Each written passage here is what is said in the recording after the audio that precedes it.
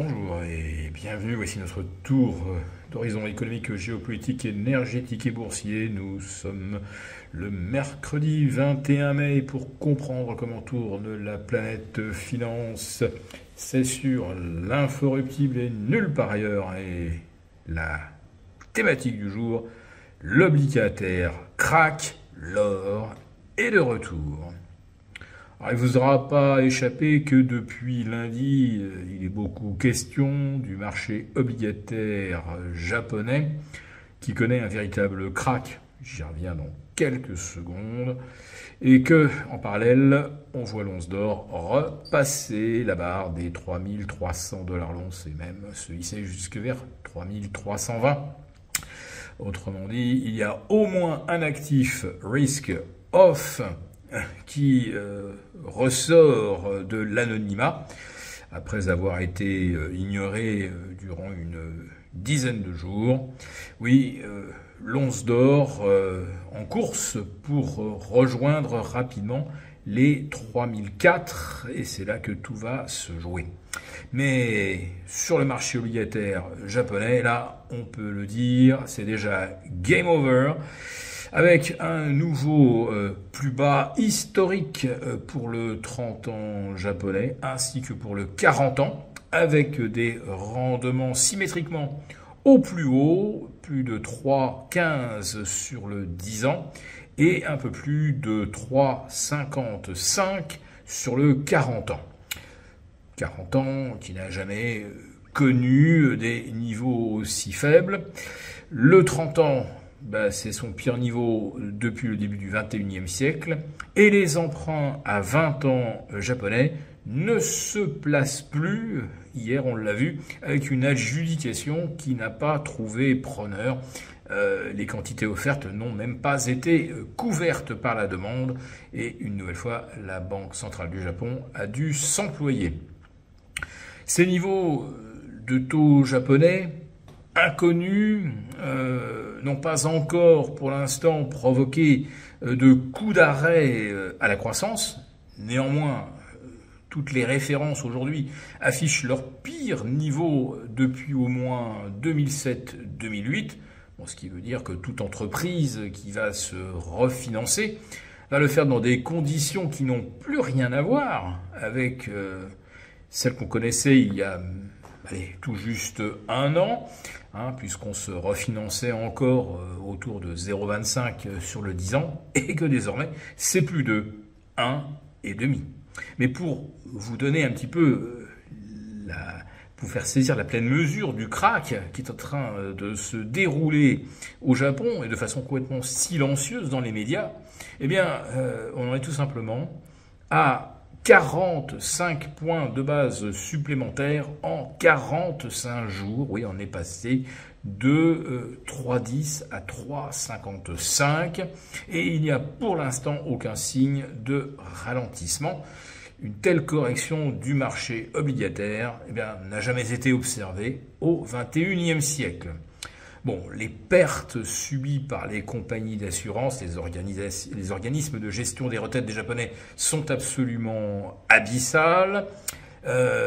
Impossible pour ces institutionnels aujourd'hui de participer aux émissions obligataires du Trésor américain.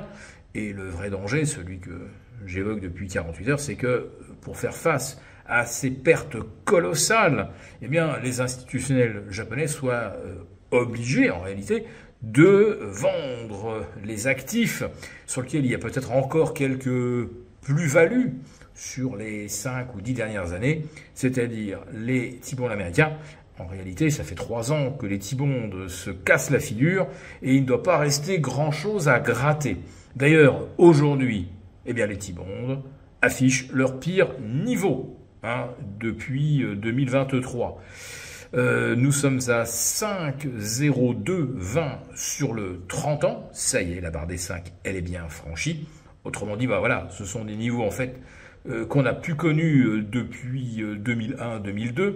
Et sur le 2 ans, ça y est, on est au-delà des 4% à 4,0110. Allez, je vous donne également le 10 ans. Il est à 4,52.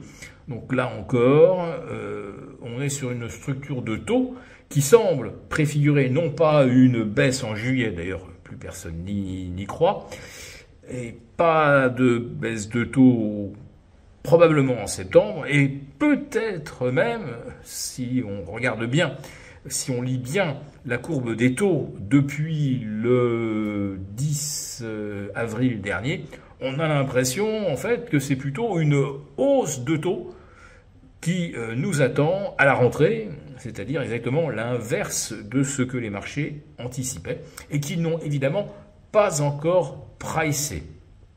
Mais quand vous voyez l'évolution de Wall Street, avec ses 0,3 perdus à l'ouverture aujourd'hui, ses 0,3 perdus hier, vous avez l'impression qu'il n'y a strictement aucun problème du côté de l'obligataire. Quand vous regardez le ratio call-put, vous avez également l'impression, et le VIX vous le confirme, aujourd'hui il est stable à 18,40, vous avez l'impression que personne ne se rend compte de rien et qu'il n'y a donc pas de couverture. Non, depuis le début de la semaine, on ne voit pas progresser le ratio call-put. Personne ne semble vouloir adopter une position défensive. Au pire, on ne vend pas. Bon, ben c'est là que l'or, effectivement, le véritable actif risk-off et anti-tempête financière, lui est en train de refaire surface.